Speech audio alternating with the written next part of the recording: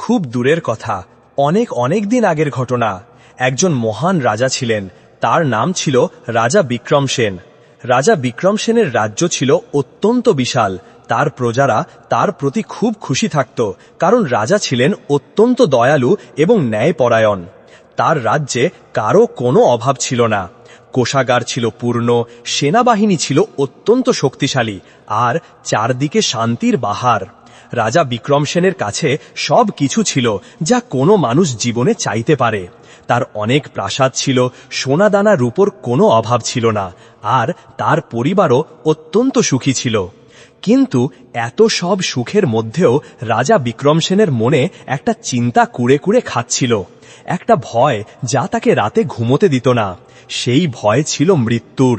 রাজা বিক্রম সেন প্রায়ই রাতে বিছানায় জেগে থাকতেন এবং ভাবতেন, একদিন আমি মরে যাব।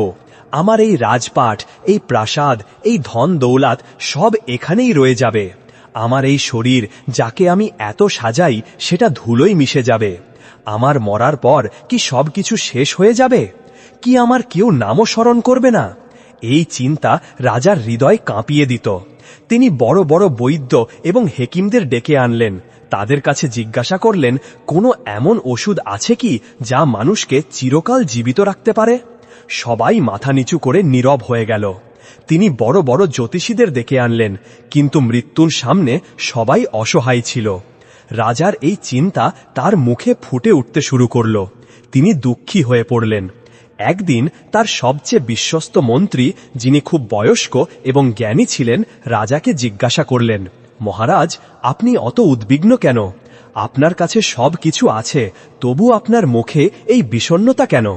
রাজা একটা ঠান্ডা দীর্ঘশ্বাস ফেলে বললেন, মন্ত্রীজি, আপনি ঠিক বলেছেন।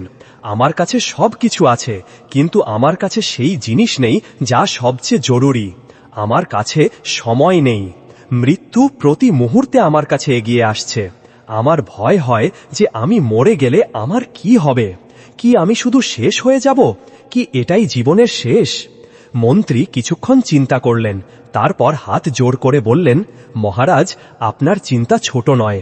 এই চিন্তা প্রত্যেক চিন্তাশীল মানুষের মনে কোনো না কোনো সময় আসবেই। এটাই সেই সন্দেহ যা একবার মহান যোদ্ধা অর্জুনের মনেও এসেছিল, যখন তিনি কুরুক্ষেত্রের ময়দানে দাঁড়িয়েছিলেন। নিজের সগে সম্পর্কিতের শত্রুর মতো সামনে দেখে তিনি ভয় পেয়ে গিয়েছিলেন। তিনি অস্ত্র ফেলে দিয়েছিলেন। তখন তার সারথি ভগবান শ্রীকৃষ্ণ তাকে সেই জ্ঞান দিয়েছিলেন যা গীতা নামে পরিচিত। রাজা বিক্রম সেন গীতার নাম শুনেছিলেন, কিন্তু কখনো বোঝার চেষ্টা করেননি। তিনি জিজ্ঞাসা করলেন, তাহলে গীতা কি বলে? কি এটা মৃত্যুর ভয় দূর করতে পারে? মন্ত্রী বললেন, মহারাজ, গীতা বলে যা আপনার চোখে পড়ছে তা সত্য নয়। আপনি যাকে আমি বলছেন সেটাই শরীর নয়। আপনি একটা আত্মা, আর আত্মা কখনো মরে না। রাজাকে এই কথা একটু অদ্ভুত লাগল। তিনি বললেন, আত্মা এটা কি জিনিস? আমি তো এটাকে কখনো দেখিনি। যা দেখা যায় না তাতে আমি কি করে বিশ্বাস করব? আর যদি আত্মা মরে না, তাহলে এই শরীর কেন মরে? এসব কথা আমার বোঝা যাচ্ছে না। মন্ত্রী হেসে বললেন, মহারাজ, এই জ্ঞান এত সহজ নয়। এটা বোঝার জন্য একজন সত্যিকারের গুরুর দরকার। আমি শুনেছি আমাদের রাজ্যের সীমান্তে জঙ্গলে একজন সাধু থাকেন। লোকে তাকে আত্মজ্ঞানী বলে। তিনি কারোর কাছ থেকে কিছু নেন না, কোনো প্রাসাদে থাকেন না, শুধু একটা গাছের নিচে থাকেন। কিন্তু তার মুখে এমন আলো যেন পুরো দুনিয়ার ধন সম্পদ পেয়েছেন। হয়তো তিনি আপনার এই সন্দেহ দূর করতে পারবেন। রাজা বিক্রম সেনের কাছে এই কথা খুব মানানসই লাগল। তার মনে হল, যখন সব চেষ্টা করে দেখা হয়েছে, তাহলে এই সাধুর সঙ্গে দেখা করে নেওয়া উচিত। পরের দিনই রাজা তার রাজকীয় পোশাক খুলে ফেললেন। একটা সাধারণ মানুষের মতো পোশাক পরে, কোনো সৈন্য বা আয়োজন ছাড়াই একাই জঙ্গলের দিকে রওনা দিলেন। তিনি চাইলেন না যে সাধু জানতে পারেন তিনি একজন রাজা। জঙ্গল ছিল খুব ঘন। চলতে চলতে রাজা ক্লান্ত হয়ে পড়লেন। দুপুরের মধ্যে তিনি সেই জায়গায় পৌঁছলেন যেখানে সাধু থাকতেন। রাজা দেখলেন একটা বিশাল বটগাছের নিচে একজন খুব সাধারণ দেখতে সাধু চোখ বন্ধ করে বসে আছেন। তার শরীরে শুধু একটা লুঙ্গটি। তার মুখে কোনো চিন্তা বা ভয় নেই, বরং একটা গভীর শান্তি। রাজা সেখানে একটা পাথরে বসে সাধুর চোখ খোলার অপেক্ষা করতে লাগলেন। সন্ধ্যা হতে চলেছে। সাধু ধীরে ধীরে চোখ খুললেন। তিনি সামনে একটা অপরিচিতকে বসে দেখলেন, যিনি ক্লান্ত দেখাচ্ছেন, কিন্তু চোখে একটা অদ্ভুত অস্থিরতা। সাধু খুব মধুর কণ্ঠে জিজ্ঞাসা করলেন, বলো ভাই, কি চাও? পথ হারিয়েছ নাকি মন হারিয়েছ? রাজা বিক্রমসেন সাধুর কণ্ঠে এত শান্তি এবং আপনজনত্ব শুনে অবাক হয়ে গেলেন। তিনি হাত জোর করে বললেন, মহাত্মা, আমি পথ হারাইনি, কিন্তু আমার মন হারিয়েছে। আমার মনে একটা প্রশ্ন যা আমাকে ঘুমোতে দেয় না। আমি আপনার কাছে সেই প্রশ্নের উত্তর নিতে এসেছি। সাধু হেসে বললেন, জিজ্ঞাসা করো, যদি আমার কাছে উত্তর থাকে তাহলে অবশ্যই দেব। রাজা বললেন, মহাত্মা, আমি মৃত্যুকে খুব ভয় পাই। মনে হয় একদিন আমি মরে যাব এবং সব কিছু শেষ হয়ে যাবে। আমার অস্তিত্ব, আমার অনস্তিত্ব সব সমান হয়ে যাবে। এটা কি সত্যি, কি মৃত্যুই সবকিছুর শেষ? সাধু রাজার দিকে গভীর দৃষ্টিতে তাকালেন। তিনি বুঝলেন এটা কোনো সাধারণ মানুষ নয়, এর মনে জীবনের সবচেয়ে বড় প্রশ্ন উঠেছে। সাধু বললেন, তুমি ভয় পাচ্ছ কারণ তুমি নিজেকে সেই জিনিস মনে করছো যা তুমি নও। তুমি নিজেকে এই শরীর মনে করছো, এই শরীর যা মাটি থেকে তৈরি এবং একদিন মাটিতেই মিশে যাবে, কিন্তু তুমি এই শরীর নও। রাজা বললেন, যদি আমি এই শরীর না হই তাহলে আমি কে? আমি তো নিজেকে এই শরীরেই অনুভব করি। আমার ব্যথা হয়, আমার আনন্দ হয়। সাধু বললেন, ভগবান শ্রীকৃষ্ণ অর্জুনকে বলেছিলেন, বাসাংসি জীর্ণানি যথা বিহায়া নবানি গৃহণাতি নরপরাণি তথা শরীরানি বিহায়া জীর্ণান নান্নানি দেহি। এর অর্থ হল, যেমন মানুষ পুরনো কাপড় ফেলে নতুন কাপড় পরে নেয়, ঠিক তেমনি এই আত্মা অর্থাৎ তুমি পুরনো এবং অকেজো শরীর ছেড়ে নতুন শরীর গ্রহণ করো। রাজা বললেন, মহাত্মা, এসব শুনতে খুব ভালো লাগে। কাপড় বদলানো এটা এত সহজ কি করে হতে পারে? যখন কেউ মরে তখন সবাই খুব কাঁদে, ছটপট করে। যখন আমাদের কোনো নিজের লোক মারা যায় তাহলে আমাদের এত দুঃখ কেন হয়, যদি সে শুধু কাপড় বদলাচ্ছে? এসব বইয়ের কথা মনে হয়। সাধু রাজার সততা এবং সরলতায় খুশি হলেন। তিনি বললেন, তুমি ঠিক বলছো, দুঃখ হয় কারণ আমরা মোহে পড়ে যাই। এই শরীর থেকে, এই সম্পর্ক থেকে মোহ হয়ে যায়। আমরা ভুলে যাই আমরা কে।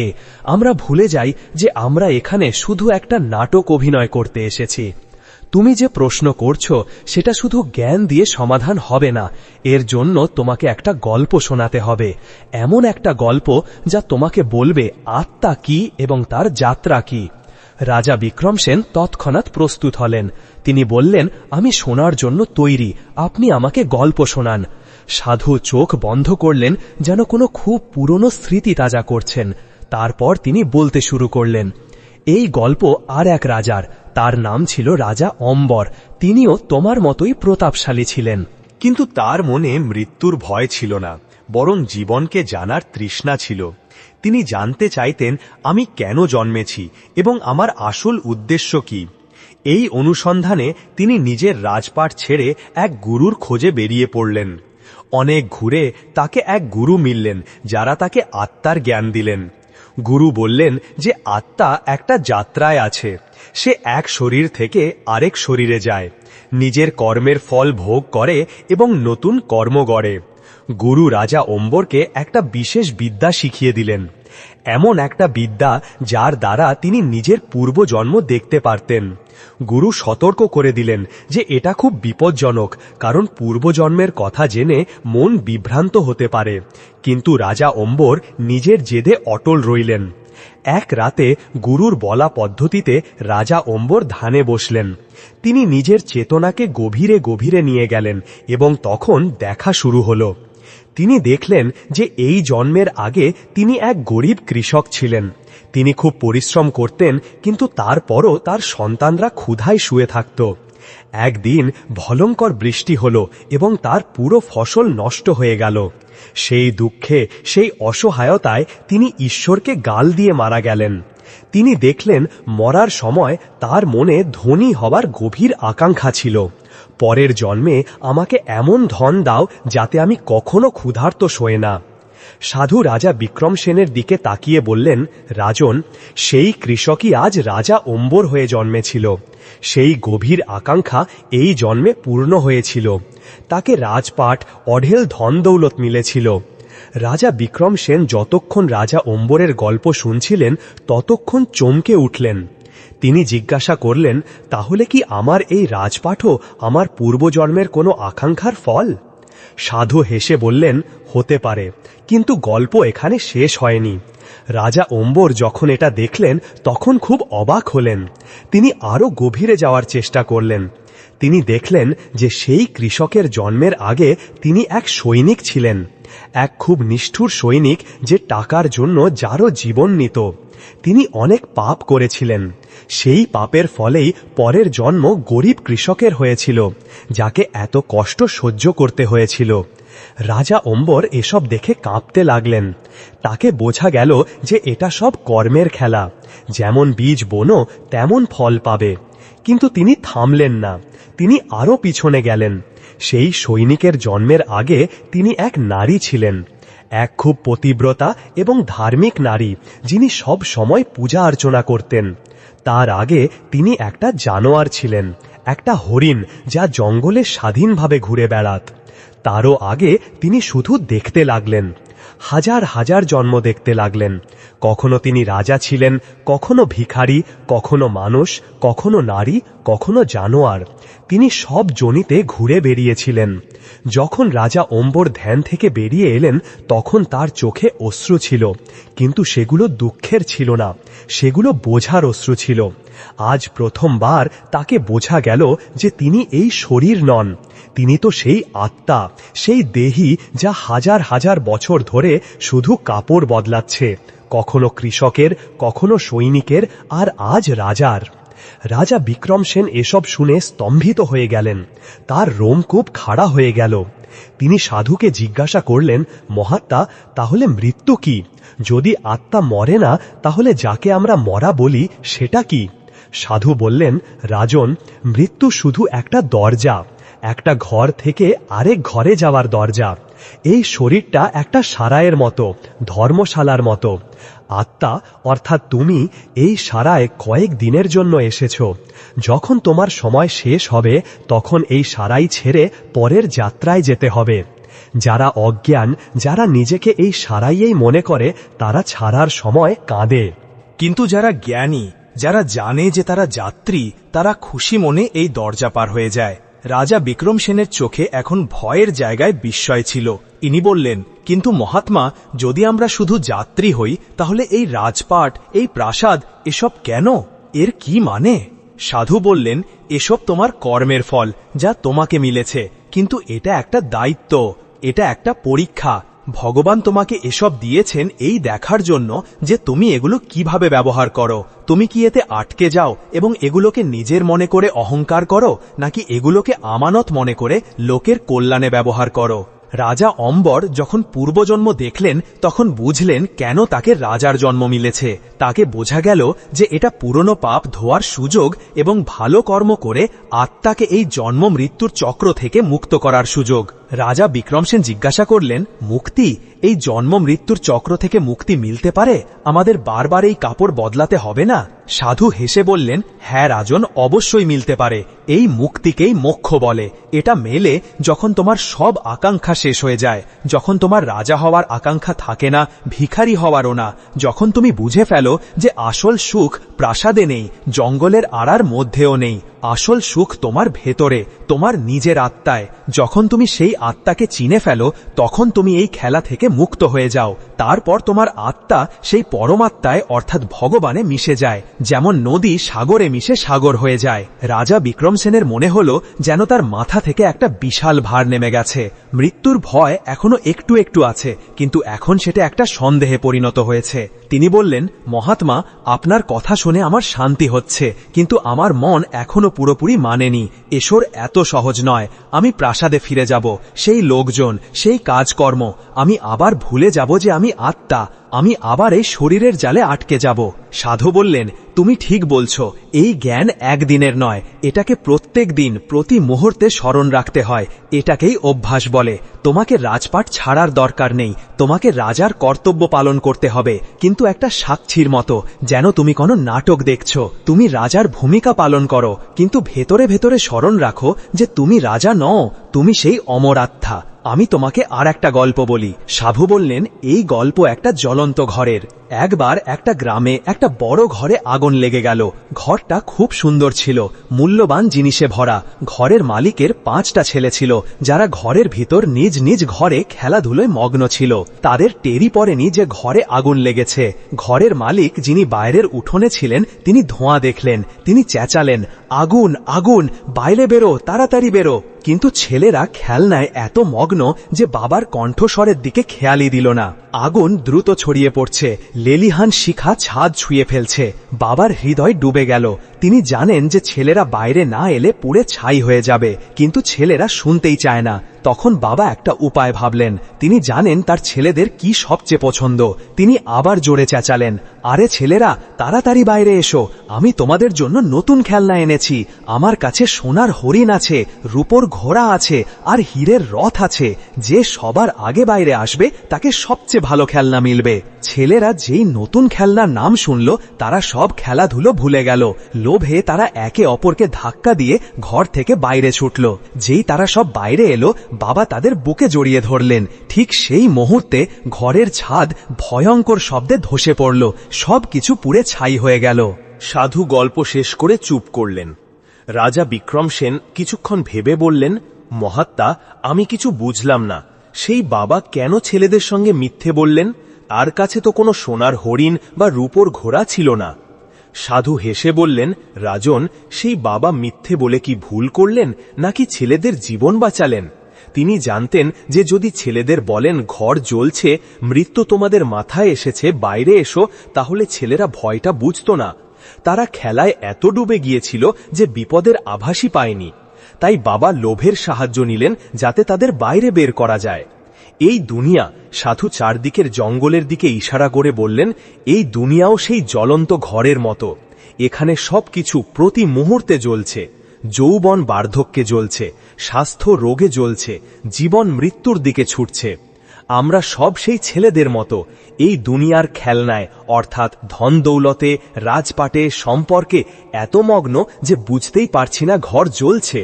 আর যারা জ্ঞানী, যারা গুরু, তারা সেই বাবার মতো। তারা আমাদের ডাকে, বাইরে এসো, এই মোহ থেকে বাইরে এসো।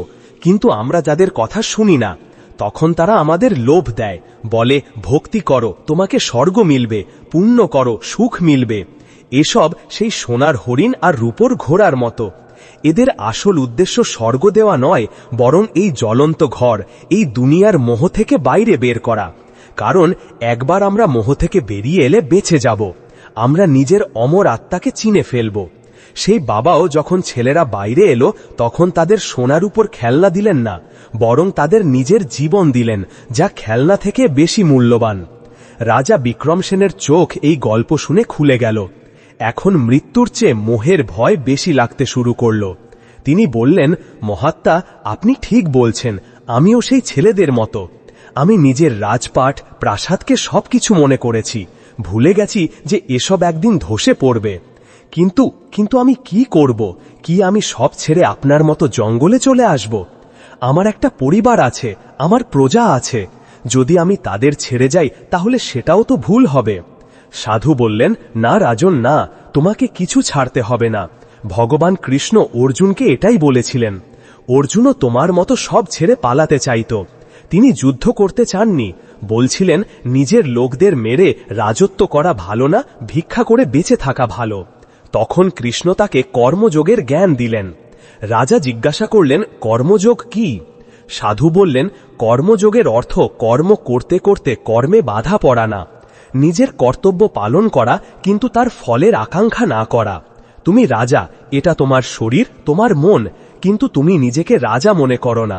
তুমি নিজেকে আত্মা মনে করো, যা এই জন্মে রাজার নাটক অভিনয় করছে। তুমি তোমার প্রজার সেবা করো, এই ভেবে না যে এরা আমার প্রজা, বরং এই ভেবে যে এরা ভগবানের সন্তান, আর ভগবান আমাকে তাদের সেবার কাজ দিয়েছেন। এটাকে আর একভাবে বোঝো। সাধু বললেন, একটা মা নিজের সন্তানকে লালন পালন করে, তিনি তাকে কত ভালোবাসেন, কিন্তু একটা দায়ীও থাকে যে কোনো ধনীর সন্তানকেও লালন করে। সেও সেই সন্তানকে স্নান করায়, খাওয়ায়, শুলায়, সেও সেই সন্তানকে ভালোবাসে, কিন্তু দুজনের ভালোবাসায় বিশাল পার্থক্য। দায়ী জানে এই সন্তান আমার নয়, সে নিজের কাজ পুরো সততায় করে, কিন্তু তার মন সেই সন্তানে আটকে যায় না। সে জানে একদিন এই চাকরি ছেড়ে যেতে হবে। মায়ের ভালোবাসা মোহ, তিনি সেই সন্তানকে নিজের মনে করেন। যদি সন্তানে একটু আঁচড় আসে তাহলে মা ছটপট করে। দায়ীকেও দুঃখ হয়, কিন্তু সে ছটপট করে না, সে শুধু কর্তব্য পালন করে। তোমাকেও তোমার রাজ্যে রাজার মতো না, দায়ীর মতো থাকতে হবে। এই রাজ্য, এই প্রজা, এই পরিবার, এসব তোমাকে মিলেছে। কিন্তু এগুলো তোমার নয়। তুমি শুধু একটা রক্ষক, একটা ট্রাস্টি। নিজের কর্তব্য পালন করো, সবাইকে ভালোবাসো, কিন্তু কারো মোহে পড়ো না। স্মরণ রাখো, তুমি এক যাত্রী, আর এসব পথে মিলেছে একটা সারাই। রাজা বিক্রম সেনের জন্য এই কথাগুলো একদম নতুন ছিল। তার মনে হচ্ছিল যেন কেউ তার মনের গিঁটগুলো একে একে খুলে দিচ্ছে। তিনি বললেন, মহাত্মা, আপনি বলছেন ফাঁসো না, মোহ করো না, কিন্তু এই মন তো মানেই না। আমি চেষ্টা করি রাগ না করতে, কিন্তু রাগ আসে। চেষ্টা করি চিন্তা না করতে, কিন্তু চিন্তা হয়। এই মন আমার নিয়ন্ত্রণে কেন থাকে না? সাধু এটা শুনে জোরে হেসে উঠলেন। তার হাসিতে একটা শিশুর মতো সরলতা ছিল। তিনি বললেন, রাজন, তুমি বলছো এই মন আমার নিয়ন্ত্রণে নেই। এটা তো সেই কথা যে কোনো অশ্বারোহী বলবে এই ঘোড়া আমার নিয়ন্ত্রণে নেই। ঘোড়া তো বেকাবু হওয়ার জন্যই, সে তো বন্য জানোয়ার, তাকে নিয়ন্ত্রণ করতে হয়, তাকে সাধন করতে হয়। ভগবান কৃষ্ণ গীতায় বলেছেন, অভ্যাসেন তৌতি বৈরাগ্যেন চ গৃহতে, অর্থাৎ হে অর্জুন, এই মনকে কাবু করার দুটো রাস্তাই আছে। প্রথম অভ্যাস এবং দ্বিতীয় বৈরাগ্য। অভ্যাসের অর্থ বারবার চেষ্টা করা। যখনই মন বিভ্রান্ত হোক তখন তাকে ধরে ফিরিয়ে আনো। যেমন তুমি তোমার ঘোড়াকে প্রতিদিন সাধন শেখাও, তেমনি মনকে সাধন শেখাও। আর বৈরাগ্যের অর্থ এই বোঝা যে দুনিয়ার জিনিসে আসল সুখ নেই। যখন তোমার এটা পাক্কা বিশ্বাস হয়ে যাবে যে প্রাসাদে, সোনায়, রাজপাটে সুখ নেই, তখন তোমার মন নিজে থেকেই সেগুলো থেকে সরে যাবে। সেগুলোতে তার কোনো রস মিলবে না। এই মন একটা বাঁদরের মতো। সাধু তার কথা চালিয়ে গেলেন। এটা এক ডাল থেকে আর এক ডালে লাফায়। কখনো অতীতের কথা ভেবে দুঃখী হয়, আহ কেন এমন হলো। কখনো ভবিষ্যতের চিন্তায় ডুবে থাকে, আহ এমন হবে কি না। এটা কখনো বর্তমানে, এই মুহূর্তে থাকে না। আর আত্মার অনুভূতি, সুখের অনুভূতি, শান্তির অনুভূতি সব এই মুহূর্তে। তাই যখনই তোমার মন তোমাকে মৃত্যুর ভয়ে ভয়ে দেখাবে বা ভবিষ্যতের চিন্তায় নিয়ে যাবে, তুমি শুধু তাকে দেখো। দেখো মন কিভাবে তোমাকে ভয় দেখাচ্ছে। যেই তুমি মনকে দেখতে শুরু করবে, তুমি মন থেকে আলাদা হয়ে যাবে। তুমি হয়ে যাবে দেখনের সাক্ষী, আর মন হয়ে যাবে দেখার জিনিস। আর যে দেখছে সেই আসল তুমি, সেই আত্মা। আর আত্মাকে কোনো ভয় স্পর্শ করে না, কোনো চিন্তা। রাজা বিক্রম সেন হাত জোড় করলেন। তার চোখে অশ্রু ছিল। এগুলো ভয়ের অশ্রু নয়, এগুলো শান্তি এবং বোঝার অশ্রু। তিনি বললেন, মহাত্মা, আপনি আমার জীবন বদলে দিয়েছেন।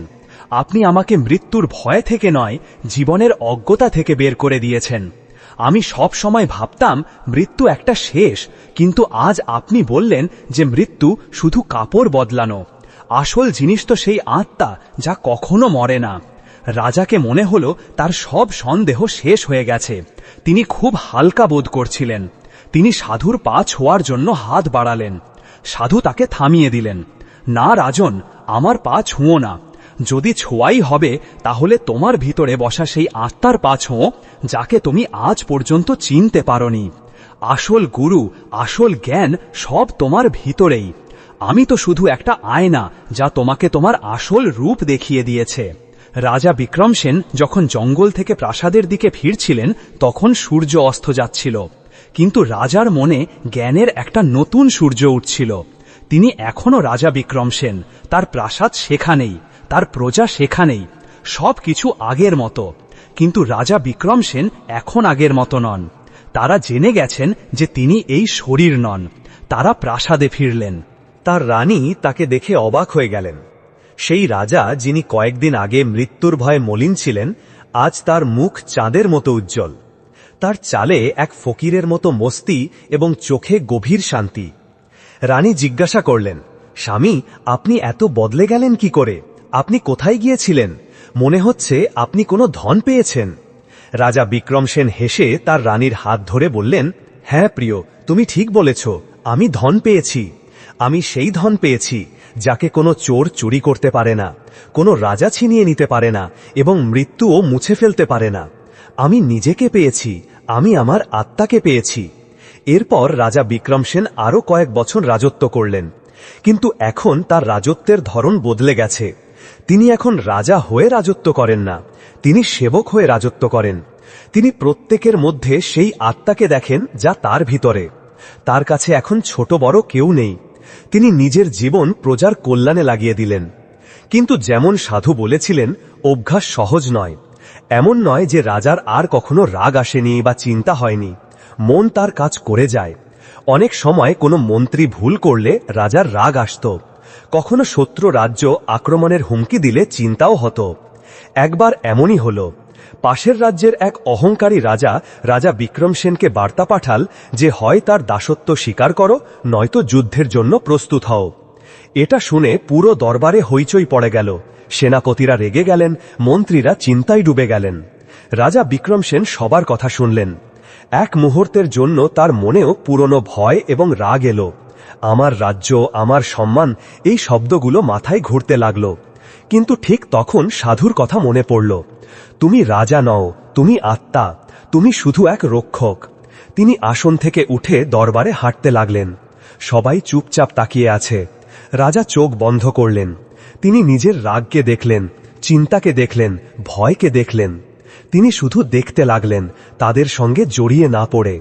ধীরে ধীরে রাগ শান্ত হল, চিন্তা ধোঁয়ার মতো উড়ে গেল। তিনি চোখ খুললেন, তার মুখে আবার সেই শান্তি ফিরে এলো।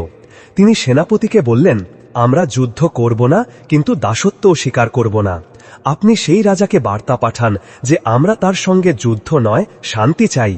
আমরা তার সঙ্গে দেখা করে কথা বলতে প্রস্তুত। কিন্তু যদি তিনি আমাদের শান্তিকে দুর্বলতা মনে করেন এবং আমাদের প্রজার উপর হামলা করেন, তাহলে এক রাজার ধর্ম, এক ক্ষত্রিয়ের কর্ম, আমরা তা পালন করতে পিছপা হব না। দরবারে সবাই অবাক। এটা রাগের উত্তর নয়, ভয়েরও নয়, এটা ধর্মের উত্তর। এটা সেই মানুষের উত্তর যে জানে তার কাজ শুধু কর্তব্য পালন, ফলের চিন্তা নয়। রাজা বিক্রম সেন সেই অহংকারী রাজাকে একটা চিঠিও লিখলেন। কিন্তু চিঠিতে হুমকি নেই, ভয়ও নেই। চিঠিতে তিনি লিখলেন, হে রাজন, আপনি যে মাটির টুকরোর জন্য এই রক্তপাত চান, সেই মাটি না আপনার না আমার। হাজার হাজার রাজা এসেছে এবং চলে গেছে। এই মাটি এখানেই রয়েছে। আমরা দুজনও একদিন চলে যাব। আমাদের এই দেহ, যাকে আমরা আমি বলি, সেটাও মাটিতে মিশে যাবে। যা অমর তা আমাদের আত্মা, আর যা সবসময় স্মরণ থাকে তা আমাদের কর্ম।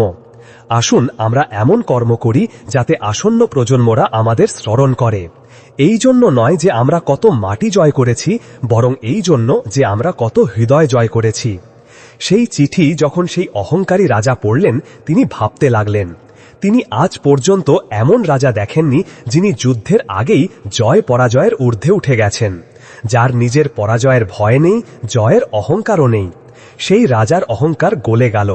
তিনি নিজে রাজা বিক্রম সেনের কাছে এলেন এবং দুই রাজ্যে চিরকালের জন্য বন্ধুত্ব হল। রাজা বিক্রম সেনকে এখন বোঝা গেল যে আত্মা অমর। এটা শুধু বইয়ের কথা নয়, এটা জীবন যাপনের একটা উপায়।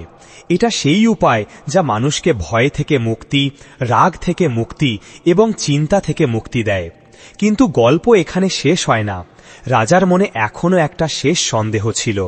তিনি জানতে চাইতেন যে যদি আত্মা এত মহান, এত অমর হয়, তাহলে সেই ছোট শরীরের বন্ধনে আটকে থাকে কেন?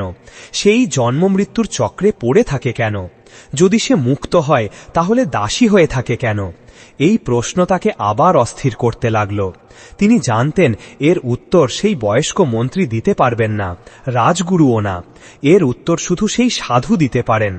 আবার রাজা বিক্রমসেন সাধারণ পোশাক পরে সেই জঙ্গলের দিকে রওনা দিলেন। রাজা বিক্রমসেন আবার সেই ঘন জঙ্গল দিয়ে যাচ্ছিলেন, কিন্তু এবার তার মনে কোনো অস্থিরতা নেই, কোনো ভয় নেই। গতবার যখন এসেছিলেন তখন প্রত্যেক গাছ তাকে ছায়ার মতো লাগত, প্রত্যেক শব্দ ভয়ে দেখাত। তিনি ছিলেন মৃত্যুভীরু রাজা, কিন্তু আজ তিনি অনুসন্ধানী। তার কাছে সেই গাছপালা সুন্দর লাগছে, পাখির ডাক সঙ্গীতের মতো। তিনি বুঝে গেছেন যে জঙ্গল একই, শুধু তার দৃষ্টি বদলে গেছে। সন্ধ্যা হতে না হতেই তিনি সেই বটগাছের কাছে পৌঁছে গেলেন। সাধু ঠিক যেমন ছেড়ে আসা হয়েছিল তেমনই বসে আছেন, চোখ বন্ধ, মুখে সেই গভীর অচঞ্চল শান্তি। রাজাকে দেখে কোনো বিস্ময় নেই, তিনি শুধু হাসলেন, যেন জানতেন রাজা ফিরবেনই। রাজা মাটিতে বসে হাত জোড় করলেন। সাধু মধুর কণ্ঠে জিজ্ঞাসা করলেন, বলো রাজন, এবার মনে কি ঢেউ উঠেছে? মৃত্যুর ভয় তো এখন তোমাকে সতায় না, এটা আমি তোমার মুখে পড়তে পারি। তাহলে এবারের অস্থিরতা কি? রাজা বিক্রমসেন মাথা নিচু করে বললেন, মহাত্মা, আপনি আমার প্রথম সন্দেহ দূর করেছেন। আমি জেনে গেছি যে আমি এই শরীর নয়, আত্মা। আমি এটাও বুঝেছি যে আমাকে ভয় পাওয়া উচিত নয়, বরং কর্ম করতে হবে, ফলের চিন্তা না করে। আমি আপনার কথা জীবনে আনার চেষ্টা করেছি এবং খুব শান্তি পেয়েছি। কিন্তু রাজা একটা গভীর শ্বাস নিলেন। যখন আমি প্রাসাদে একা থাকি তখন একটা নতুন প্রশ্ন আমাকে ঘিরে ধরে, এমন একটা প্রশ্ন যা মৃত্যুর ভয়ের চেয়েও গভীর। মহাত্মা, আমি বুঝে গেছি কি করতে হবে, কিন্তু বুঝতে পারছি না এসব কেন হচ্ছে। সাধু চোখ একটু বেশি খুললেন, তার চোখে একটা চমক ছিল। তোমার প্রশ্ন স্পষ্ট করে জিজ্ঞাসা করো রাজন। রাজা বললেন, মহাত্মা, যদি আত্মা এতই শুদ্ধ, এতই মুক্ত, অমর, যদি সে ভগবানেরই অংশ হয়, তাহলে সেই শরীরের শৃঙ্খলে আটকে থাকে কেন? সেই জন্ম মৃত্যু কর্মের চক্রে পড়ে থাকে কেন? এমন কি হল যে সোনা মাটিকে লেপটে গেল? এই সব খেলা, এই নাটক, এটা শুরু হলো কেন? কে এই খেলা খেলছে? রাজার প্রশ্ন শুনে সাধু কিছুক্ষণ চুপ হয়ে গেলেন।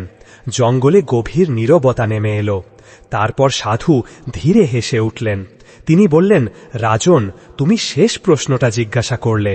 এটা সেই গিট যাকে দুনিয়ার বড় বড় জ্ঞানী খুলতে চেষ্টা করে এসেছেন।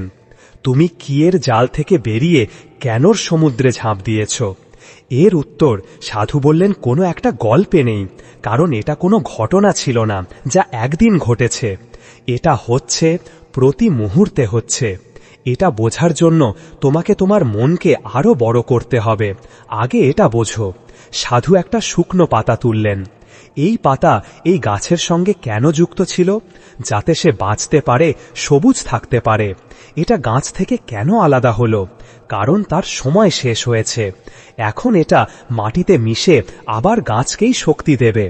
তুমি কি জিজ্ঞাসা করবে যে এই পাতা গাছের সঙ্গে যুক্ত হয়েছিল কেন, যখন আলাদা হতেই হবে? রাজা বললেন, না মহাত্মা, এটা তো প্রকৃতির নিয়ম। ঠিক, সাধু বললেন, ঠিক তেমনি আত্মার শরীরে আসা যাওয়া এটাও একটা নিয়ম। কিন্তু এই নিয়ম কে বানাল এবং কেন বানাল, এটাই তোমার প্রশ্ন। কেউ কেউ বলে এটা ভগবানের লীলা, অর্থাৎ একটা খেলা।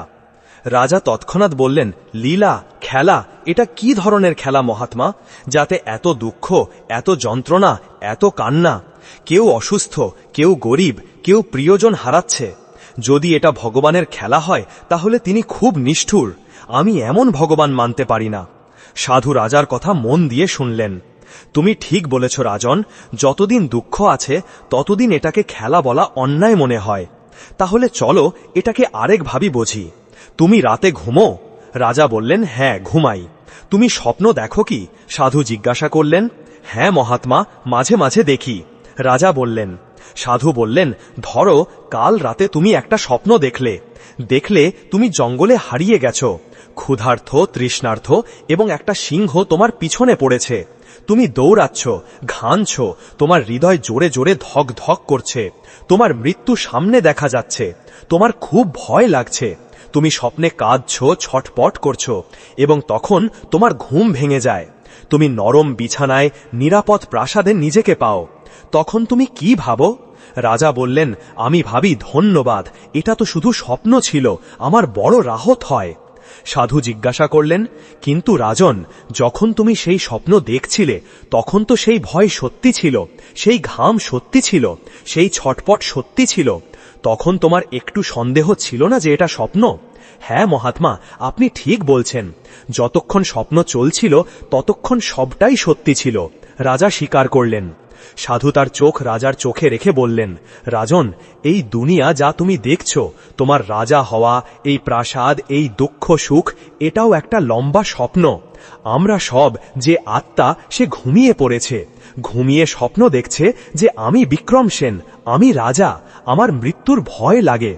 যেমন স্বপ্নে পড়া মানুষ আসল মানুষকে ভুলে যায়, তেমনি আমরাও নিজের আসল আত্মাকে ভুলে গেছি আর নিজেকে এই স্বপ্নের শরীর মনে করেছি।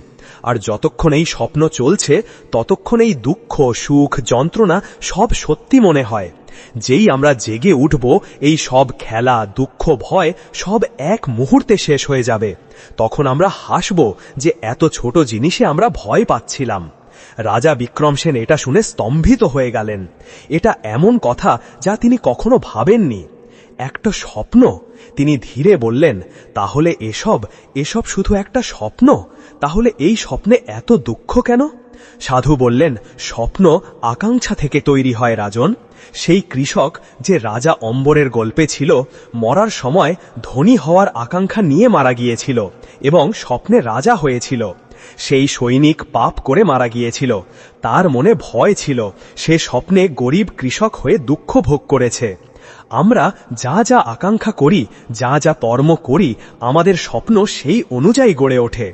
এই স্বপ্ন একটা নয়, হাজার হাজার স্বপ্নের সিরিজ। একটা স্বপ্ন শেষ হয় মৃত্যু, আমরা নতুন স্বপ্ন দেখি, নতুন জন্ম। তাহলে মহাত্মা, রাজা অস্থিরভাবে জিজ্ঞাসা করলেন, এই স্বপ্ন থেকে জাগার উপায় কি? ঘুম কিভাবে ভাঙবে? আমি জাগতে চাই, আমি এই স্বপ্নের ভয় এবং দুঃখ থেকে বেরোতে চাই।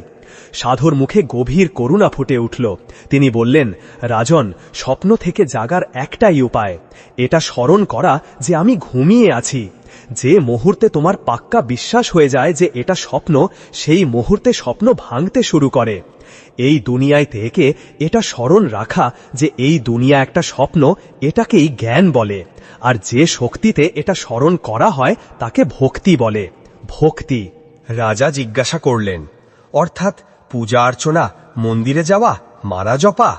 সাধু হেসে বললেন, না রাজন, সেগুলো ভক্তির পথ, ভক্তি নয়। ভক্তির আসল অর্থ প্রেম, লাগাম। এখন তোমার লাগাম কার সঙ্গে? তোমার শরীরের সঙ্গে, রাজপাটের সঙ্গে, পরিবারের সঙ্গে? এসব স্বপ্নের জিনিস। তোমাকে এই লাগাম, এই প্রেম স্বপ্নের জিনিস থেকে সরিয়ে স্বপ্ন দেখনের সঙ্গে যোগ করতে হবে। তোমাকে সেই পরমাত্মার সঙ্গে, সেই ভগবানের সঙ্গে প্রেম করতে হবে যার তুমি অংশ। জ্ঞান তোমাকে বলে তুমি আত্মা। কর্মযোগ তোমাকে এই স্বপ্নে সঠিক ভূমিকা পালন শেখায়। কিন্তু ভক্তি সেই দড়ি যা তোমাকে এই স্বপ্নের কূপ থেকে টেনে তোলে।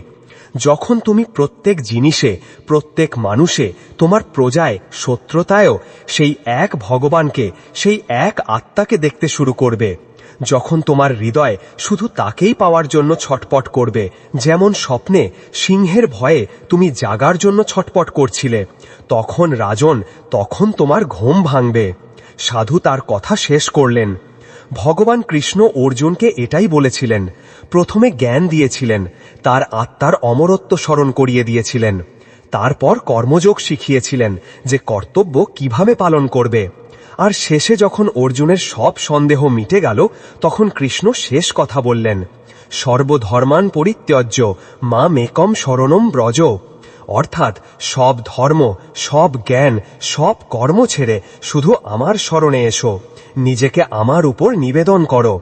আমি তোমাকে সব পাপ থেকে, সব দুঃখ থেকে, এই সব স্বপ্ন থেকে মুক্ত করে দেব। এই শরণাগতি, এই শরণে আসা, এটাই ভক্তি, এটাই প্রেম। রাজা বিক্রম সেনের চোখ থেকে অশ্রু গড়াতে লাগল। এগুলো ভয়ের নয়, দুঃখের নয়, এগুলো সেই শিশুর অশ্রু যাকে অনেক কান্নার পর মা মিলেছে। তার প্রথম প্রশ্ন মনে পড়ল, মৃত্যু কি শেষ? আর আজ তাকে শেষ উত্তর মিলল। তাকে বোঝা গেল যে জ্ঞানের উত্তর জ্ঞানে নয়, প্রেমে। আত্মা শরীরে আটকে থাকে কারণ সে নিজেকে ভুলে স্বপ্নের জিনিসে প্রেম করে ফেলেছে। আর মুক্ত হবে যখন সে স্বপ্নের জিনিস থেকে মুখ ফিরিয়ে স্বপ্ন দেখনের ভগবানের প্রতি প্রেম করবে। রাজা বিক্রমসেন সাধুর চরণে পড়ে গেলেন। এবার সাধু তাকে থামালেন না। রাজা কাঁদতে লাগলেন, মহাত্মা, আমাকে পথ দেখান, আমি এই প্রেম কিভাবে জাগাবো? আমার মন তো খুব কঠিন। সাধু তাকে তুলে বুকে জড়িয়ে ধরলেন।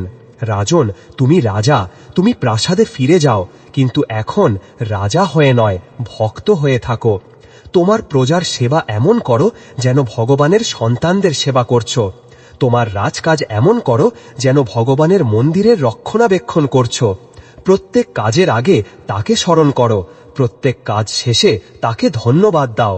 দুঃখীকে দেখো, তাতেও তাকে দেখো, সুখীকে দেখো, তাতেও তাকে দেখো। যখন তোমার জীবন, মৃত্যু, চিন্তা, কাজ সবকিছু শুধু তার জন্য হয়ে যাবে, তখন তুমি জেগে উঠবে। তুমি এই শরীরেই থেকে মোক্ষ পাবে। তুমি এক রাজ ঋষি হবে, রাজা এবং ঋষি দুটোই। রাজা বিক্রমসেন সাধুকে প্রণাম করলেন। এবার যখন তিনি ফিরলেন তখন মনে কোনো ভয় নেই, কোনো সন্দেহ নেই।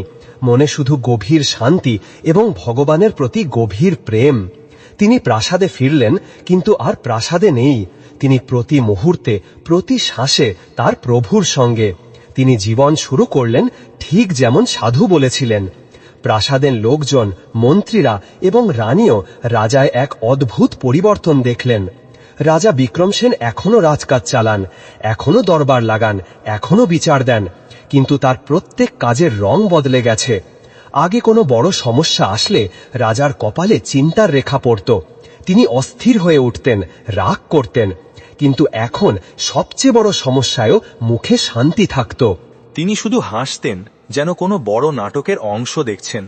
একদিন দরবারে একটা খুব জটিল মামলা এলো। এক কৃষক কাঁদতে কাঁদতে এলো। অভিযোগ করল যে রাজ্যেরই এক বড় জমিদার তার সব জমি দখল করে নিয়েছে এবং পরিবারকে বাড়ি থেকে বের করে দিয়েছে। সেই জমিদার খুব শক্তিশালী ছিল এবং সেনাবাহিনীর কিছু বড় অফিসারের সঙ্গে তার বন্ধুত্ব ছিল। পুরনো রাজা বিক্রমসেন হয়তো এটা দেখে রাগে ফেটে পড়তেন, জমিদারের শক্তিতে ভয় পেতেন বা তাকে চাপ দিতেন। কিন্তু আজ দরবারে রাজ ঋষি বিক্রমসেন বসে আছেন। তিনি সেই গরিব কৃষককে দেখলেন এবং সেই জমিদারকেও ডেকে আনলেন যে অহংকার করে দাঁড়িয়ে আছে। রাজা দুজনের কথা শুনলেন। তিনি না কৃষককে বকলেন যে সে জমিদারের উপর অভিযোগ করছে, না জমিদারকে হুমকি দিলেন। তিনি চোখ বন্ধ করলেন। দরবারে নীরবতা নেমে এলো। মন্ত্রীরা ভাবতে লাগলেন, মহারাজ কি ভাবছেন? রাজা বিক্রমসেন সেই জমিদারের মধ্যেও তাকে দেখছিলেন এবং গরিব কৃষকের মধ্যেও তাকে দেখছিলেন। এক রূপ অহংকারে অন্ধ, আরেক রূপ দুঃখে ডুবে। রাজা চোখ খুললেন। তার কণ্ঠে না রাগ না ভয়, শুধু এক অদ্ভুত স্থিরতা। তিনি জমিদারকে বললেন, তুমি যে জমি নিয়েছ সেটা না তোমার না এই কৃষকের। তোমরা দুজন শুধু কিছুদিনের রক্ষক। তুমি এই জমি নিয়ে স্বর্গে যেতে পারবে না, কিন্তু এই জমির জন্য যে পাপ তুমি করছো সেই পাপ তোমার সঙ্গে যাবে। আর যে দুঃখ তুমি এই কৃষককে দিচ্ছ সেই দুঃখ পরের জন্মে তোমাকে ভোগ করতে হবে। কি তুমি একটা মাটির টুকরোর জন্য তোমার পরের জন্ম নষ্ট করতে চাও? তারপর তিনি কৃষকের দিকে ফিরে বললেন, আর তুমি যে এই জমির জন্য কাঁদছ, কি তুমি জানো আসল ধন কি? এই জমি চলে গেল তো কি হলো? নিজেকে দেখো, তোমার হাত পা আছে, পরিশ্রম করার সাহস আছে, আর সবচেয়ে বড় কথা, তোমার ভিতরেও সেই আত্মা যা আমার ভিতরে। তুমি জমির মালিক নও, আত্মার মালিক। সেই ধনকে চিনো। এই কথা শুনে জমিদারের অহংকার কেঁপে উঠল। সে আজ পর্যন্ত এমন বিচার শোনেনি যেখানে রাজা শাস্তি না দিয়ে জ্ঞান দিচ্ছেন। তাকে নিজের ভুল বোঝা গেল। সে রাজার পায়ে পড়ে গেল এবং কৃষকের জমি ফিরিয়ে দিল। দরবারের লোকেরা অবাক। যা তলোয়ারে সম্ভব নয় তা রাজার দুটো মধুর কথায় হয়ে গেল। রাজার জীবন এমনই হয়ে গেল। তিনি রানীর সঙ্গে আগের মতোই থাকতেন, কিন্তু এখন তার প্রেম মোহ নয়। তিনি রানীকে এক সঙ্গী আত্মার মতো দেখতেন, যিনি এই স্বপ্নে তার সঙ্গ দিতে এসেছেন। তিনি সন্তানদের ভালোবাসতেন, কিন্তু আমার সন্তান ভেবে নয়। তারা ভগবানের আমানত ভেবে লালন করতেন। তাদের ভালো শিক্ষা দিতেন, ধর্মের পথ দেখাতেন। কিন্তু যেমন সাধু বলেছিলেন, এই দুনিয়া একটা জ্বলন্ত ঘর, এখানে কষ্ট আসা বন্ধ হয় না। রাজার আসল পরীক্ষা এখনো বাকি ছিল। কয়েক বছর খুব ভালো কাটল, রাজ্যে শান্তি। কিন্তু তারপর 1 বছর বৃষ্টি পড়ল না, পরের বছরও খরা। তৃতীয় বছরে রাজ্যে ভয়ঙ্কর দুর্ভিক্ষ পড়ে গেল। নদী শুকিয়ে গেল, কূপ শূন্য, ক্ষেত বঞ্চর। লোকে জল এবং শস্যের একটা দানার জন্য কাতর হতে লাগল। প্রথমে রাজা নিজের কোষাগার থেকে শস্য বিতরণ শুরু করলেন, রাজ্যের সব গুদাম খুলে দিলেন। কিন্তু দুর্ভিক্ষ এত ভয়ঙ্কর যে গুদামও খালি হতে লাগল। লোকে ক্ষুধায় মরতে শুরু করল। রাজ্যে হাহাকার। যারা কাল পর্যন্ত রাজা বিক্রম সেনের জয়ের ধ্বনি করত, তারাই এখন তাকে গাল দিতে লাগল। এটা কি রাজা, আমরা মরছি আর এই প্রাসাদে বসে আছে? মন্ত্রীরা এসে বললেন, মহারাজ, কোষাগার খালি, লোকে বিদ্রোহ করছে। তারা বলছে রাজাই পাপী, তার পাপের শাস্তি আমরা ভোগ করছি। আমাদের সেনা ব্যবহার করতে হবে, নইলে লোকে প্রাসাদে হামলা করবে। পুরনো রাজা বিক্রম সেন এটা শুনে ভেঙে পড়তেন। প্রজার থেকে ঘৃণা পাওয়া যে কোনো রাজার জন্য মৃত্যুর চেয়েও বড়। তাকে মনে হতো আমার রাজ্য ছিনিয়ে নেওয়া হচ্ছে। কিন্তু রাজ ঋষি বিক্রম সেন গদিতে শান্ত বসে আছেন। তার চোখে অশ্রু। এগুলো অপমানের জন্য নয়, প্রজার দুঃখ দেখে এসেছে। তিনি মন্ত্রীদের বললেন, না, সেনা কিছু করবে না। তারা আমার প্রজা নয়, আমার ভগবান, যারা আজ ক্ষুধায় ছটপট করছে। যদি তারা আমাকে গাল দেয়, তাতেও নিশ্চয়ই আমার প্রভুর কোনো লীলা। তিনি আমার ভক্তির পরীক্ষা নিচ্ছেন। রাজা গদি থেকে উঠলেন। তিনি সব রাজকীয় পোশাক খুলে ফেললেন। মূল্যবান আবরণ, মুকুট সব এক পাশে রেখে একটা সাধারণ ধুতি পরলেন, যেমনটা তার রাজ্যের গরিব কৃষকরা পরে। রানী দেখে চমকে উঠলেন। স্বামী, আপনি কি করছেন? রাজা হেসে বললেন, রানী, আমার ভগবান ক্ষুধার্ত এবং আমি তার সেবক। প্রাসাদে বসে খেয়ে পারি না। আজ থেকে আমিও প্রজার সঙ্গে থাকব। তারা যা খাবে আমিও তাই খাব। তারা যা পান করবে আমিও তাই পান করব। যদি তাদের মরতে হয়, তাহলে তাদের রাজা তাদের আগে মরবে। রাজা বিক্রম সেন প্রাসাদ থেকে বেরিয়ে এলেন। পুরো শহর তাকে দেখতে জড়ো হল। লোকে অবাক, তাদের রাজা ফকিরের ছদ্মে তাদের মাঝে দাঁড়িয়ে। রাজা হাত জোর করে প্রজাকে বললেন, আমার ভাই বোনেরা, আজ আমি তোমাদের রাজা নই, তোমাদের সেবক হয়ে এসেছি। প্রকৃতি আমাদের কাছ থেকে সব ছিনিয়ে নিয়েছে। আমার কোষাগার খালি, আমার কাছে তোমাদের দেওয়ার একটা শস্য দানাও নেই। কিন্তু আমার কাছে যা আছে তা আমি তোমাদের দিতে এসেছি। আমার কাছে এই শরীর। আজ থেকে আমি তোমাদের সঙ্গে পরিশ্রম করব। আমরা সবাই মিলে মাটি খুঁড়ব, হয়তো কোথাও জল পাওয়া যাবে। আমরা সবাই মিলে জঙ্গলে যাব, হয়তো কোনো কন্দমূল পাওয়া যাবে। আমরা একসঙ্গে বাঁচব বা একসঙ্গে মরব, কিন্তু আমি তোমাদের ছেড়ে যাব না। এটা বলতে বলতে রাজার গলা আটকে গেল। যারা কিছুক্ষণ আগে রাজাকে গাল দিচ্ছিল, প্রাসাদ লুটের প্রস্তুতি করছিল, তারা এটা দেখে কাঁদতে লাগল। তাদের নিজের ভুল বোঝা গেল। তারা দেখল তাদের রাজা সত্যি এক ঋষি। তারা সব রাজার পায়ে পড়ল। না মহারাজ, তারা বলল, এমন বলবেন না, আমরা পাপী, আমরা আপনাকে ভুল বুঝেছিলাম। আপনি শুধু আদেশ দিন, আমরা আপনার সঙ্গে আছি। সেই দিন থেকে রাজা এবং প্রজার ভেদ মিটে গেল। রাজা বিক্রম সেন নিজে কুদাল তুলে মাটি খুঁড়তে লাগলেন। রানী নিজে মহিলাদের সঙ্গে জঙ্গল থেকে পাতা বিনিয়ে আনতে লাগলেন। যা অল্প বিস্তর মিলত তা সবাই মিলে ভাগ করে খেত। কিন্তু দুর্ভিক্ষ খুব নির্মম ছিল। পরিস্থিতি সারছে না, লোকে এখনো মরছে। একদিন রাজা একটা গাছের নিচে বসেছিলেন। তিনি 3 দিন ধরে ক্ষুধার্ত।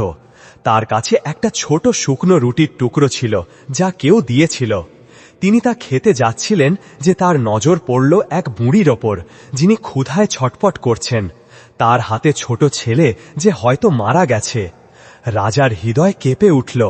এটা কি স্বপ্ন, এটা কি লীলা! তিনি হাতের রুটির টুকরো দেখলেন, তারপর বুড়িকে দেখলেন। চোখ বন্ধ করলেন। হে প্রভু, মনে মনে বললেন, এটা কি পরীক্ষা! আমি আর দেখতে পারছি না, এই দুঃখ আমি সহ্য করতে পারছি না। এক মুহূর্তের জন্য, শুধু এক মুহূর্তের জন্য রাজা বিক্রম সেনের বিশ্বাস দুলে উঠল। তাকে সাধুর কথা, গীতার জ্ঞান, আত্মার অমরত্ব সব মিথ্যে মনে হতে লাগল। যদি আত্মা অমর হয়, তাহলে এই ক্ষুধা কেন? যদি সব ভগবানের লীলা, তাহলে এই ছেলে কেন মরল? না, কোনো ভগবান নেই, সব প্রতারণা। যেই এই চিন্তা রাজার মনে এলো, যেন আকাশে বিদ্যুৎ কুড়ে উঠল। তার পুরো শরীর কাঁপতে লাগল। তাকে মনে হলো তিনি পড়ছেন এক গভীর অন্ধকারে। যেই এই চিন্তা এলো, না কোনো ভগবান নেই, সব প্রতারণা, যেন তিনি খুব উঁচু পাহাড় থেকে গভীর ঠান্ডা অন্ধকার সমুদ্রে পড়ে গেছেন। এক মুহূর্তের জন্য সব শূন্য হয়ে গেল। তিনি আর সেই রাজা নন যিনি প্রজা বাঁচাতে বেরিয়েছিলেন, আর ভক্ত নন যিনি ভগবানের লীলা বুঝছিলেন, আর জ্ঞানী নন যিনি আত্মাকে অমর মানতেন। সব চোলা যা তিনি এত বছর ধরে পড়েছিলেন এক মুহূর্তে খুলে পড়ে গেল। কি বাকি রইল? শুধু একটা শূন্যতা, একটা শূন্য। আর সেই শূন্যতায়, সেই গভীর অন্ধকারে তাকে শুধু একটা জিনিস দেখা গেল। সেই বুড়ি যিনি সামনে হাত পাতা মরছেন, তাকে সেই রুটির শুকনো টুকরো দেখা গেল যা তার হাতে। যখন সব জ্ঞান চলে গেল, সব ভক্তি চলে গেল, সব বিশ্বাস চলে গেল, তখন কি রইল? শুধু মানবত্ব রইল। তিনি সেই বুড়িকে দেখলেন, রুটির টুকরো দেখলেন। তার মনে এখন কোনো প্রশ্ন নেই, কোনো কেন নেই, কোনো কি নেই। শুধু এখন আছে, এই মুহূর্ত আছে। তিনি সেই রুটির টুকরো নিজের শুকনো মুখে দিলেন না। তিনি পুরো টুকরোটা, যা তার নিজের জীবন বাঁচাতে পারত, সেই বুড়ির কাপা হাতে দিয়ে দিলেন। মা! তার মুখ থেকে শুধু একটা শব্দ বেরোলো, এটা খেয়ে নাও। বুড়ির হাতে এত শক্তি ছিল না যে রুটি ধরতে পারে। রাজা, যিনি নিজে ক্ষুধায় কাঁপছিলেন, তিনি রুটির টুকরো ভাঙলেন। জল ছিল না, তাই তিনি টুকরোটা নিজের মুখে রাখলেন। শেষ বাকি লালা দিয়ে নরম করলেন এবং এক শিশুর মতো বুড়ির মুখে দিলেন। যেই তিনি এটা করলেন, যেই তিনি নিজের শেষ কণা, নিজের জীবন, কোনো আশা ছাড়া, কোনো স্বর্গের লোভ ছাড়া, কোনো মোক্ষের চাওয়া ছাড়া শুধু দিয়ে দিলেন, সেই মুহূর্তে তাকে সাধুর কণ্ঠস্বর শোনা গেল। কণ্ঠটা বাইরে থেকে আসেনি, তা তার ভেতর থেকে গুঞ্জরিত হল। অবশেষে রাজন, অবশেষে তুমি জেগে উঠলে। রাজা চমকে চোখ খুললেন। তাকে মনে হলো তিনি ক্ষুধায় অজ্ঞান হচ্ছেন এবং স্বপ্ন দেখছেন। মহাত্মা, তিনি বিড়বিড় করলেন। তার ভেতর থেকে সেই শান্ত কণ্ঠ শোনা গেল, হ্যাঁ রাজন, আজ তুমি শেষ পরীক্ষা পার করলে। মৃত্যুর ভয় তো তুমি আগেই জয় করেছিলে, কিন্তু আজ তুমি জ্ঞানের অহংকারও জয় করলে, ভক্তির লোভও জয় করলে। আমি বুঝলাম না, রাজা মনে মনে জিজ্ঞাসা করলেন। তুমি জ্ঞান খুঁজছিলে যাতে শান্তি পাও, তুমি ভক্তি করছিলে যাতে সুখ পাও। এসব নেওয়া ছিল, দেওয়া নয়। তুমি একটা ব্যবসা করছিলে, আমি পূজা করব, তুমি আমার রক্ষা করো। কিন্তু আজ যখন তোমার ভগবান তোমার কথা শোনেনি, তোমার জ্ঞান কাজ করেনি, তখন তুমি আসল ভক্তি করলে, আসল কর্ম করলে, কোনো স্বার্থ ছাড়া। এটাই নিষ্কাম কর্ম রাজন, এটাই যা আত্মাকে মুক্ত করে। যখন তুমি বললে ভগবান নেই, তখন তোমার সেই স্বার্থপর ভগবান মারা গেল, আর সেই মুহূর্তে আসল পরমাত্মার জন্ম হলো তোমার ভিতরে। তুমি যে প্রেম সেই বুড়িকে রুটি দিয়ে করলে, সেইটাই ভগবান। রাজা বুড়ির দিকে তাকালেন। রুটি খেয়ে তার চোখে একটু প্রাণ এসেছে। তিনি রাজাকে দেখছেন। রাজাকে মনে হলো এই বুড়ি নন, কোনো দেবী তার সামনে বসে আছেন। ঠিক তখনই কারো চেঁচানোর শব্দ এলো, জল জল মহারাজ জল। এক সৈনিক যে মাটি খুঁড়তে খুঁড়তে অজ্ঞান হয়ে গিয়েছিল, সে দৌড়ে আসছে। মহারাজ, আমরা যেখানে কুদাল মারলাম সেখান থেকে জলের ধারা ফুটে বেরিয়েছে, মাটির নিচে জল পাওয়া গেছে। এটা শুনে মরা লোকেদের মধ্যে যেন প্রাণ এলো, সবাই সেদিকে ছুটল। রাজা বুড়ির দিকে তাকালেন। রুটি খেয়ে তার চোখে একটু প্রাণ এসেছে। তিনি রাজাকে দেখছেন। রাজাকে মনে হলো এই বুড়ি নন, কোনো দেবী তার সামনে বসে আছেন। ঠিক তখনই কারো চেঁচানোর শব্দ এলো, জল জল মহারাজ জল। এক সৈনিক যে মাটি খুঁড়তে খুঁড়তে অজ্ঞান হয়ে গিয়েছিল, সে দৌড়ে আসছে। মহারাজ, আমরা যেখানে কুদাল মারলাম সেখান থেকে জলের ধারা ফুটে বেরিয়েছে, মাটির নিচে জল পাওয়া গেছে। এটা শুনে মরা লোকেদের মধ্যে যেন প্রাণ এলো, সবাই সেদিকে ছুটল। ঠিক সেই মুহূর্তে আকাশের সূর্য যে আগুন উগলছিল, তার ওপর মেঘ জমতে লাগলো। একটা, দুটো, তিনটে, দেখতে না দেখতে পুরো আকাশ ঘন কালো মেঘে ঢেকে গেল। ঠান্ডা হাওয়ার এক ঝাপটা এলো এবং টপ জলের এক ফোঁটা রাজা বিক্রমসেনের শুকনো গালে পড়ল, এবং তারপর ঝমঝম করে বর্ষা শুরু হলো। লোকে কাঁদতে লাগলো, নাচতে লাগলো, কাদায় গড়াগড়ি দিতে লাগলো। তারা শিশুর মতো চেঁচাচ্ছে। রাজা বিক্রমসেন সেখানে বসে রইলেন। তারা ভিজছিলেন, আকাশ থেকে পড়া জল তার অশ্রুর সঙ্গে মিশে গেছে। ঠিক তখন মন্ত্রীরা দৌড়ে এলেন। মহারাজ, মহারাজ, অলৌকিক ঘটেছে। পূর্ব দিক থেকে শস্য ভর্তি শত শত গাড়ি আসছে। দেবপুরের রাজা, যাদের সঙ্গে আমাদের পূর্বপুরুষের শত্রুতা, তারা সাহায্য পাঠিয়েছেন। তারা বলছেন তাদের স্বপ্নে তাদের কুলদেবতা দর্শন দিয়ে বলেছেন, যাও এক রাজঋষির সাহায্য করো, তিনি ক্ষুধার্ত। রাজা বিক্রমসেন এসব শুনলেন। জলের ধারা, শস্যের গাড়ি, নাচতে থাকা লোক, তাকে সাধুর সব কথা মনে পড়ল। এই দুনিয়া একটা স্বপ্ন, এটা ভগবানের লীলা। তুমি কর্ম করো, ফলের চিন্তা করো না। আজ এসব কথা বইয়ের নয়, আজ তিনি এই লীলা, এই স্বপ্ন চোখে দেখলেন যে কিভাবে সব শেষ হয়ে গেলে কিছু শুরু হয়। তিনি মাটিতে বসে হাসতে লাগলেন, পাগলের মতো হাসছিলেন। প্রজারা ভাবল রাজা বৃষ্টি দেখে খুশি হচ্ছেন, কিন্তু তিনি হাসছিলেন কারণ আজ তাকে খেলাটা বোঝা গেছে। তাকে বোঝা গেছে যে আত্মা অমর, এটা জানা যথেষ্ট নয়। আত্মার মতো জীবনযাপন করতে হয়, আত্মার মতো দেওয়া হয়, আত্মার মতো প্রেম করতে হয়, কোনো স্বার্থ ছাড়া, কোনো ভয় ছাড়া, কোনো সন্দেহ ছাড়া।